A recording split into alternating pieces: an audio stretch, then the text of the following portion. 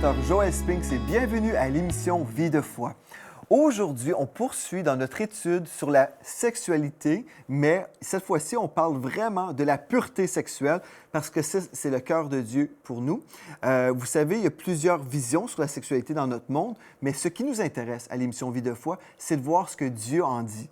Et puis hier, ce qu'on a vu, c'est comment on peut vivre d'une façon libre par rapport au péché sexuel. Donc, c'est une émission super importante. Si vous avez raté cette émission, j'aimerais vous encourager. Visitez le site web le www.enseigne-moi.com et puis vous allez sur la page Vie de foi et vous retrouverez l'enseignement sur la sexualité selon le cœur de Dieu et aussi sur la délivrance des péchés sexuels. C'est vraiment le cœur de Dieu pour vous. Il ne veut pas que vous soyez esclaves du péché, mais Dieu vous appelle à vivre dans la liberté des enfants de Dieu.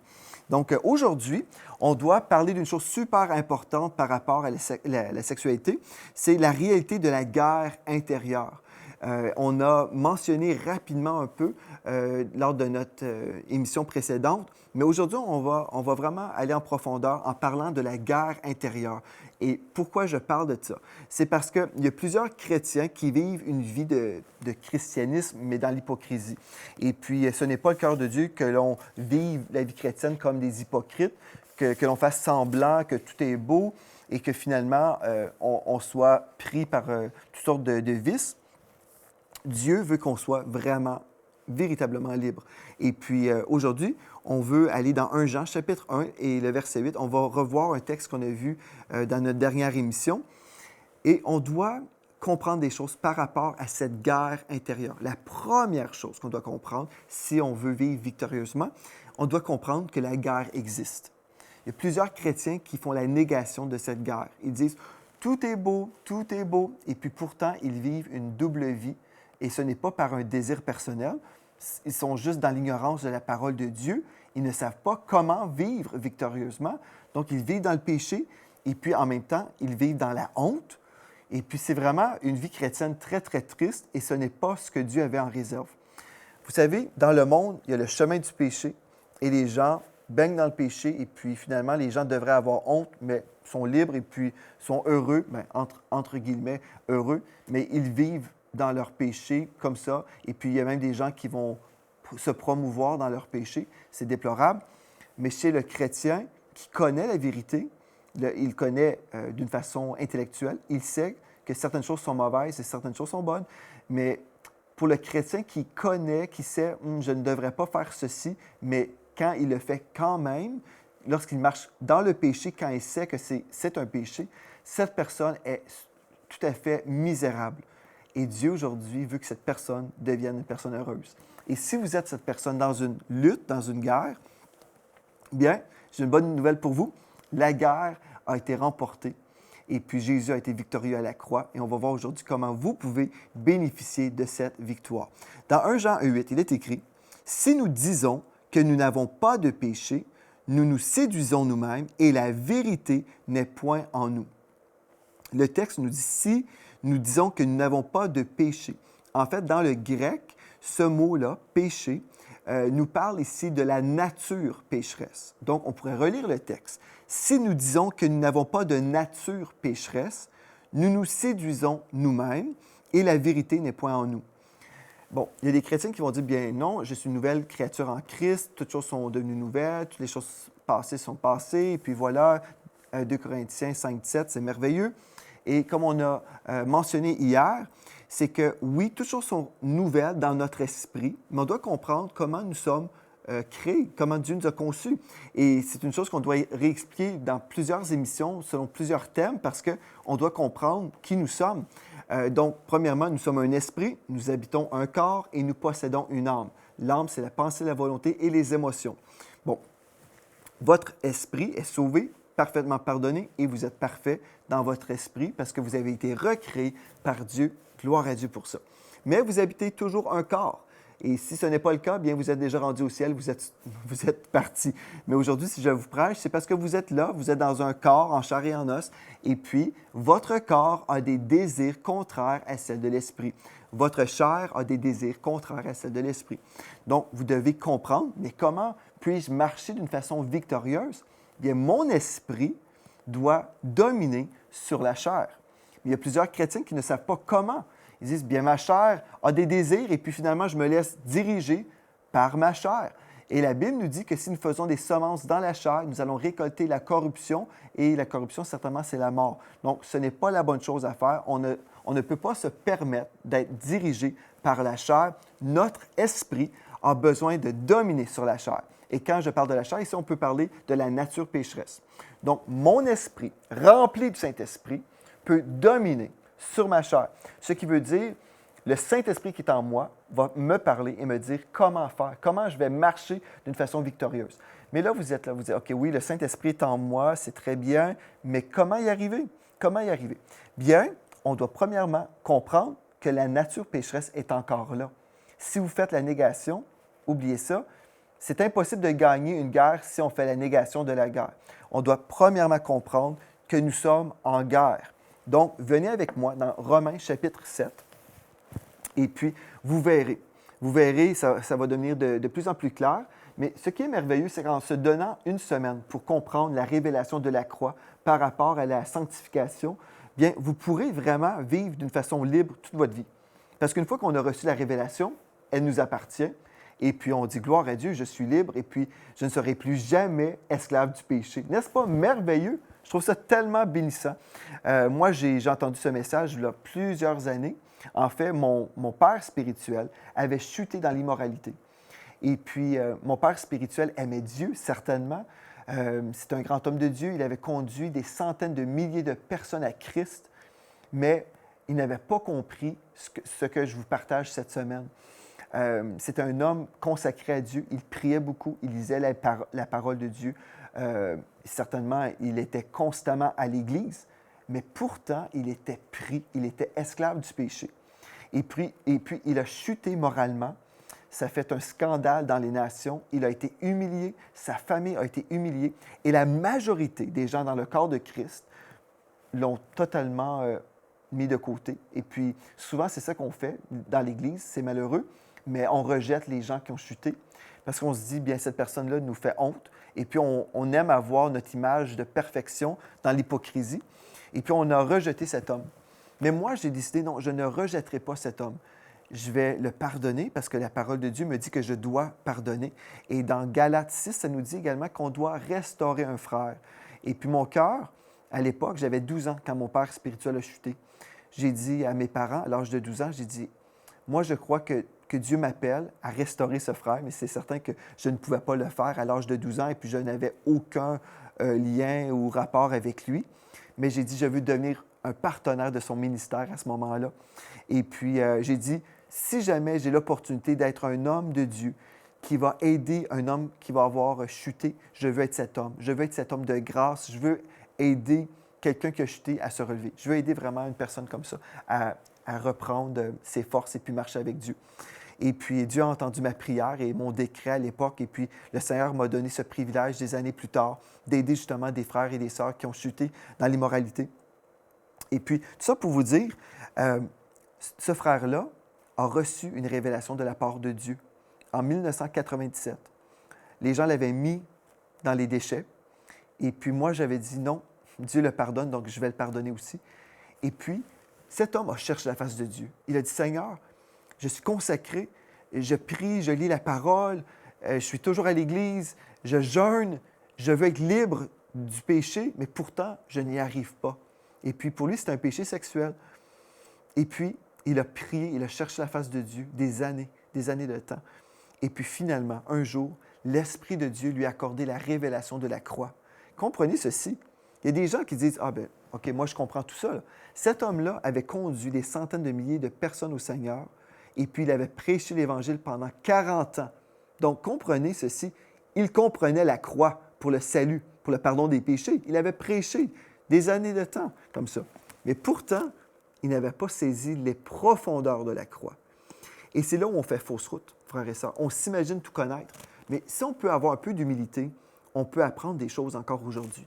Et puis en 1997, il a reçu cette révélation et Dieu lui a montré tout simplement que c'était impossible pour lui de vivre la victoire parce que la victoire vient du Saint-Esprit et le Saint-Esprit ne peut pas accorder son sceau sur la performance humaine. le Saint-Esprit peut simplement venir sur une personne. La puissance du Saint-Esprit peut uniquement venir sur une personne qui a sa foi placée à la bonne place, au bon endroit. Et puis, le frère a placé sa foi finalement dans l'œuvre de la croix, comprenant qu'il y avait déjà 2000 ans de victoire, comprenant qu'il avait déjà été libéré de l'esclavage du péché. Et puis là, quand il a reçu cette révélation, il a prêché ce message, je l'ai entendu. Et puis, j'avais 12 ans, ou non, j'étais plus vieux, en 1997, mais c'était à l'âge de 12 ans lorsqu'il avait chuté. Mais en 1997, c'est là où il a reçu pour lui-même cette révélation. Il a commencé à prêcher ce message. Et maintenant, il y a des centaines de milliers de personnes qui ont vraiment compris les profondeurs de la croix. Et certainement, on n'arrive jamais à tout comprendre parce que la croix et le Seigneur est tellement glorieux. Il y a toujours des choses qu'on va apprendre. Mais il faut comprendre au moins cette dimension de la croix qui concerne la sanctification. Et puis, gloire à Dieu, je l'ai pardonné. Dieu l'a pardonné et parce que je ne l'ai pas rejeté, j'ai pu bénéficier de sa révélation qui venait du Saint-Esprit. Et aujourd'hui, je peux vous partager ce que j'ai compris en 1997. Donc, dans Romains, chapitre 7, j'aimerais vous inviter. Venez avec moi dans Romains, chapitre 7. Et puis, on va commencer au verset 14. Et là, vous verrez une personne qui est vraiment esclave du péché. Et peut-être vous allez vous reconnaître. Mais vous allez réaliser aujourd'hui que la victoire est assurée. Romains chapitre 7, verset 14. Nous savons en effet que la loi est spirituelle, mais moi, je suis charnel, vendu au péché. Vendu au péché. Ça veut dire la personne, ici, l'apôtre Paul, qui écrivait le texte, déclarait ici, je suis charnel, vendu au péché. Je suis totalement esclave. Verset 15. Car je ne sais pas ce que je fais. Je ne fais point ce que je veux et je fais ce que je hais. Vous savez, c'est juste un enfant de Dieu qui peut prononcer ces paroles-là. Juste un enfant de Dieu. Celui qui est dans le monde ne dira jamais « Je ne fais point ce que je veux et je fais ce que je hais ». Non, le pécheur aime le péché. C'est qui déteste le péché?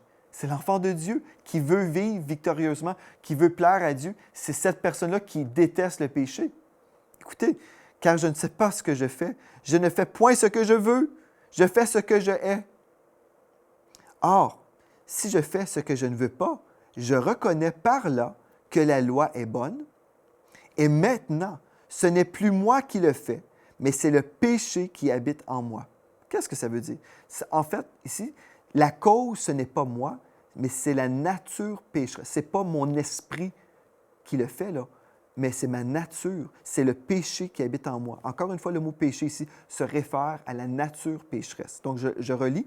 Et maintenant, ce n'est plus moi la cause, finalement. Ce n'est plus moi qui le fait, mais c'est le péché ou la nature pécheresse qui habite en moi. Verset 18. Ce qui est bon, je le sais, n'habite pas en moi, c'est-à-dire dans ma chair. J'ai la volonté, mais non le pouvoir de faire le bien. Vous remarquez, on a vu hier 1 Corinthiens 1, 18, car la prédication de la croix est une folie pour ceux qui périssent, mais pour nous qui sommes sauvés, elle est la puissance de Dieu. Bon, ici, l'apôtre Paul dit, j'ai la bonne volonté, mais je n'ai pas le pouvoir.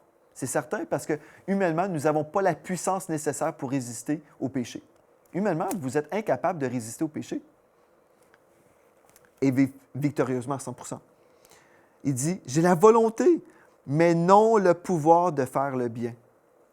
Car je ne fais pas le bien que je veux, et je fais le mal que je ne veux pas. Peut-être c'est vous, ça, aujourd'hui. Peut-être, comme je suis en train de lire ce texte, vous réalisez que c'est vraiment vous. Je suis en train de décrire votre personne. Car je ne fais pas le bien que je veux. J'aimerais ça prier, j'aimerais ça lire ma parole, j'aimerais être vraiment régulier à l'Église, j'aimerais évangéliser, j'aimerais ça passer du temps avec Dieu. Mais je suis là dans le péché, dans la fornication, possiblement. Et là, je fais le mal que je ne veux pas. Je voulais me garder pur jusqu'au mariage, mais finalement, je suis là avec ma copine ou mon copain, et puis je vis dans le péché. Puis oui, je vais à l'église le dimanche, et peut-être je fais même partie de la chorale. Et je me sens mal, je me sens coupable, je vis une double vie, je suis hypocrite et malheureux. Ça, c'est le cas de plusieurs chrétiens. Et si je fais ce que je ne veux pas, ce n'est plus moi, qui le fait, c'est le péché qui habite en moi. Remarquez, c'est la nature pécheresse qui le fait en moi. Ici, ce n'est pas pour déculpabiliser la personne dans le sens de dire « Ah, bien, ce n'est pas vraiment moi, c'est juste mon corps. » Non, non, c'est pas ça. C'est juste pour arriver à comprendre que c'est la nature pécheresse qui est en train de dominer la personne. Verset 21. « Je trouve donc en moi cette loi. Quand je veux faire le bien, le mal est attaché à moi. Car je prends plaisir à la loi de Dieu. » J'écoute mon pasteur prêcher, j'entends, puis je dis oui, je crois, je prends plaisir à la loi de Dieu. Quand j'entends des choses à l'Église, je suis d'accord, j'aime ça. Selon l'homme intérieur, dans mon esprit, j'aime ça, là, ça fait du sens, je crois ce que j'entends et j'approuve dans mon esprit, selon l'homme intérieur.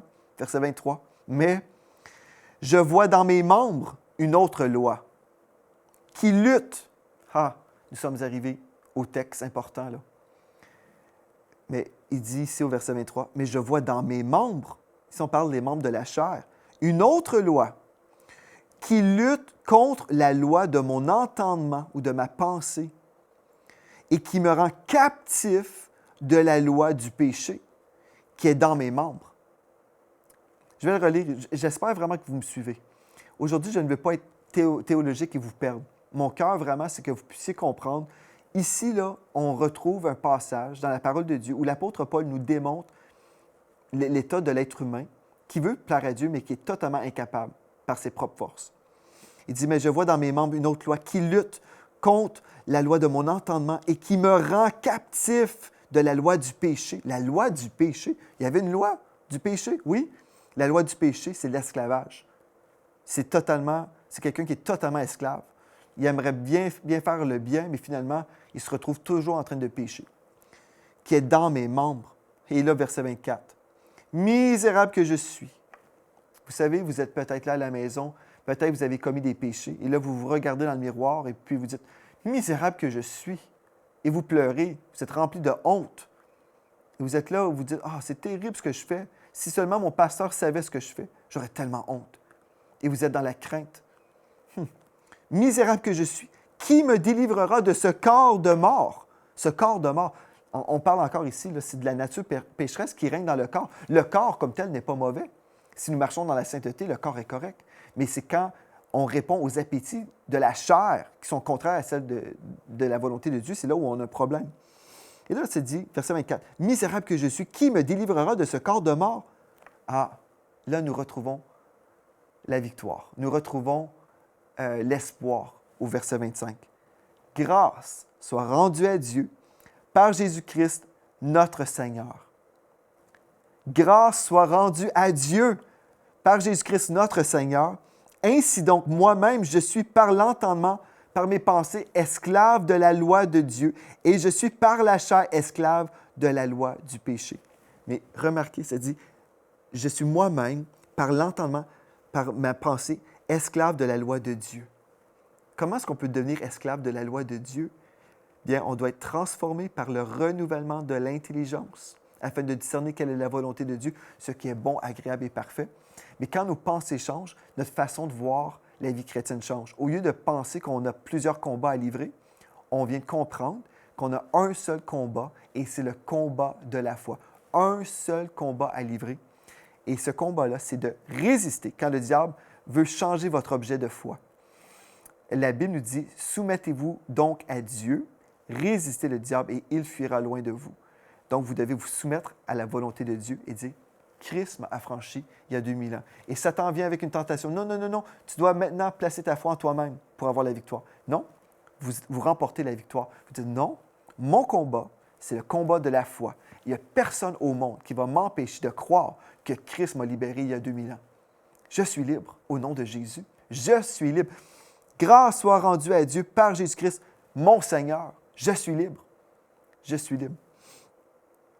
Et je suis par la chair esclave de la loi du péché. Je dois comprendre. Si je dépends sur ma chair, bien, je suis esclave au péché.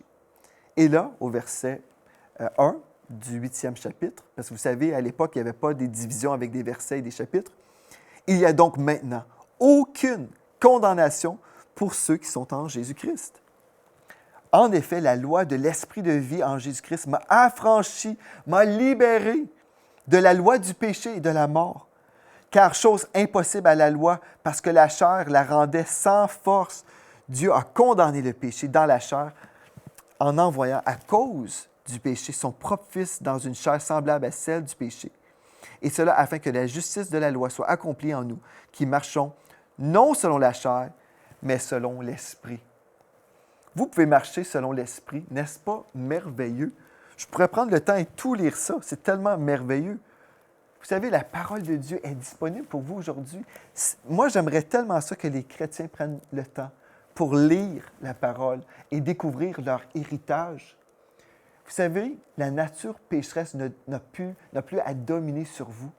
Vous pouvez, vous, l'esprit là, qui habite ce corps, vous pouvez dominer sur la chair. Peu importe les tentations, peu importe les tentations, votre esprit en vous peut dire non, j'ai été libéré. Et Satan dit non, non, non, regarde le péché que tu as commis la semaine passée. Ah, bien ces péchés-là sont dans la mer de l'oubli. J'ai déjà confessé ce péché-là. J'ai déjà demandé au Seigneur de me pardonner. Je me suis déjà repenti. Et puis ces péchés ont été jetés dans la mer de l'oubli. Aujourd'hui, je suis libre de ces péchés-là et je suis libre de la domination du péché aujourd'hui. J'espère que j'ai pu vous aider un peu parce que cette révélation-là est tellement importante. Vous demanderez à des frères et des sœurs dans votre Église. Demandez-leur. Il y a une personne dans l'Église qui veut vivre libre du péché. Comment allez-vous conseiller cette personne? Et vous pourrez écouter les réponses. Et souvent, on va dire, bien, écoute, je pense que tu as vraiment besoin de jeûner. Si tu jeûnes et tu pries là, très, très fort, tu vas y arriver. Tu as vraiment besoin de passer beaucoup de temps dans la Bible, dans la parole. Tu dois méditer la parole. Est-ce que c'est vrai qu'on devrait méditer la parole? Oui. Est-ce que c'est vrai qu'on devrait jeûner? Oui. Quand on jeûne, ce qu'on fait, là, on est en train de démontrer à notre corps qui est le boss, qui est le maître. C'est moi, l'esprit. Joel Spinks, l'esprit, domine sur la chair. Et quand je jeûne, je déclare à mon corps que je suis le boss. Donc, c'est très, très bien. Mais si je place ma foi dans mon jeûne, et puis si, admettons, je décide d'arrêter mon jeûne, et ma foi était dans mon jeûne, bien là, ma foi vient de tomber à l'eau si j'ai arrêté de jeûner. Mais Christ, à la croix, a payé parfaitement pour ma victoire. Et Christ n'a jamais failli et il ne pourra jamais faillir. Non seulement ça, non seulement que le Seigneur a parfaitement payé pour ma délivrance et ma liberté perpétuelle à la croix, mais le Seigneur Jésus est mort et ressuscité d'entre les morts, prouvant qu'il était victorieux. Il est victorieux. Alléluia! Donc, n'est-ce pas absolument merveilleux? N'est-ce pas merveilleux? Aujourd'hui, vous êtes là et puis j'ai partagé des choses. Peut-être vous posez la question, est-ce que c'est vraiment possible pour moi d'être totalement libéré du péché? J'ai mentionné la pornographie, mais peut-être aujourd'hui vous êtes dans une relation d'adultère. Peut-être vous êtes dans un... Peu importe les sortes de péchés que vous pouvez avoir. On a parlé cette semaine de la sexualité, mais ça peut être toutes sortes de péchés. Peut-être la calomnie, je ne sais pas, peu importe le péché. Vous pourrez retrouver une description dans Galates 5 de toutes sortes de péchés, les œuvres de la chair. Peu importe le péché, vous pouvez vous poser la question, est-ce que c'est vraiment possible pour moi d'être libre? Bien, c'est possible pour vous. L'apôtre Paul nous a donné ce passage dans Romains chapitre 7 et Romains chapitre 8 pour nous illustrer que oui, il y a une guerre intérieure. Et aujourd'hui, on parlait justement de cette guerre. Si vous êtes dans la négation, le déni, « Ah non, non, non, non, non, non, moi je suis totalement pur. » J'ai même entendu dire qu'il y avait des pasteurs qui disaient, « Moi je n'ai plus de nature pécheresse, je suis tellement sanctifié maintenant, non, je n'ai plus de nature pécheresse. » Bien, la Bible nous dit clairement que cette personne-là est un menteur. C'est ça que la Bible nous dit, n'est-ce pas? Allons-nous croire un homme ou croire la Bible? Donc, si on dit, « Non, je n'ai plus de nature pécheresse », vous ne pouvez pas savoir comment votre esprit doit dominer sur la chair parce que vous êtes dans la négation, ça ne marchera pas. Mais je peux vous dire, je ne suis pas une personne parfaite, certainement pas, mais je peux vous affirmer que la croix fonctionne dans ma vie, que la croix, la puissance du Saint-Esprit fonctionne pour moi, et puis elle va fonctionner pour vous. La puissance de Dieu va fonctionner pour vous. C'est une question de foi. Sommes-nous parfaits? Non, nous sommes toujours imparfaits. Je ne prétends pas être parfait dans ma condition humaine. Mais dans mon esprit, oui, je suis parfait parce que Dieu m'a pardonné. Mais vous pourrez demander à mon épouse Mathilde, est-ce que le pasteur Joël est parfait? Elle va vous affirmer, non, il n'est pas parfait. Mais Vous savez, la parole de Dieu fonctionne dans ma vie. La croix fonctionne dans ma vie. Si je vous prêche aujourd'hui cette parole, c'est parce que je l'ai vécue dans ma propre vie. Je sais que ça fonctionne. Je sais que la puissance de Christ est sur moi. Je sais également que cette puissance a été prêchée dans mon bureau à maintes reprises. J'ai prêché ce message à maintes reprises, un à un, avec des hommes, des couples, des fois qui avaient toutes sortes de péchés dans leur vie. Les gens venaient dans mon bureau. Ils étaient humiliés. Parce que des fois, ce n'est pas toujours évident d'avouer des choses qu'on peut vivre dans le monde de la sexualité, dans le secret. Les gens arrivent écrasés, tristes, attristés, et puis sont là dans la honte. Mais là, on peut déclarer la croix de Christ, où on a été libérés. Et j'aime tellement ça, voir les gens sortir de mon bureau heureux et dire « Ah, j'ai finalement compris, après 35 ans de vie chrétienne, j'ai compris qu'aujourd'hui, je peux être libre. Et aujourd'hui, vous pouvez être libre aussi. Vous pouvez vraiment être libre. Vous pouvez avancer dans votre vie chrétienne, totalement libre et vraiment comprendre. Je me souviens, un jour, j'ai écouté un pasteur à la télévision. Il a prêché la croix. Je ne me souviens plus de son nom, mais je me rappelle, un jour, j'ai entendu que Christ avait non seulement payé pour le pardon de mes péchés, mais pour vraiment cette domination sur la nature pécheresse. J'ai compris ce que Dieu nous disait par rapport à la sanctification. J'ai compris. Et je prie vraiment que ce soit votre déclaration aujourd'hui, que vous pourrez dire « Ah, j'ai finalement compris et j'ai reçu cette révélation pour moi-même. » Et aujourd'hui, au nom de Jésus, je veux m'accorder avec vous. Si vous avez été dans cette guerre pendant longtemps et puis vous êtes épuisé, la parole de Dieu nous dit « Venez, vous tous qui êtes fatigués et chargés, et je vous donnerai du repos. » Et aujourd'hui, le Seigneur vous offre ce repos. Vous pouvez entrer dans ce combat de la foi et vous reposer, parce que ça nous dit la parole, efforcez-vous d'entrer dans ce repos. Donc, on peut entrer dans ce repos, sachant que la victoire est en Christ. Et aujourd'hui, au nom de Jésus, je déclare sur vous cette révélation de la croix. Je déclare que vos yeux s'ouvrent et vous voyez la splendeur de l'Évangile. Vous réalisez aujourd'hui même que vous pouvez marcher à tous les jours dans cette victoire perpétuelle. Vous pouvez marcher dans la sainteté. Vous pouvez marcher avec l'onction du Saint-Esprit qui vous recouvre. Et vous ne serez plus jamais pareil. Pas parce que c'est Joel Spinks qui vous a prêché ça, mais parce que vous avez cru dans le message de la croix, la puissance de Dieu pour vous aujourd'hui. Merci d'avoir été là. On poursuit demain. Et d'ici à demain, soyez richement bénis. Cette émission est rendue possible grâce au précieux soutien des partenaires d'Enseigne-moi Canal International. Retrouvez tous nos programmes sur emcitv.com.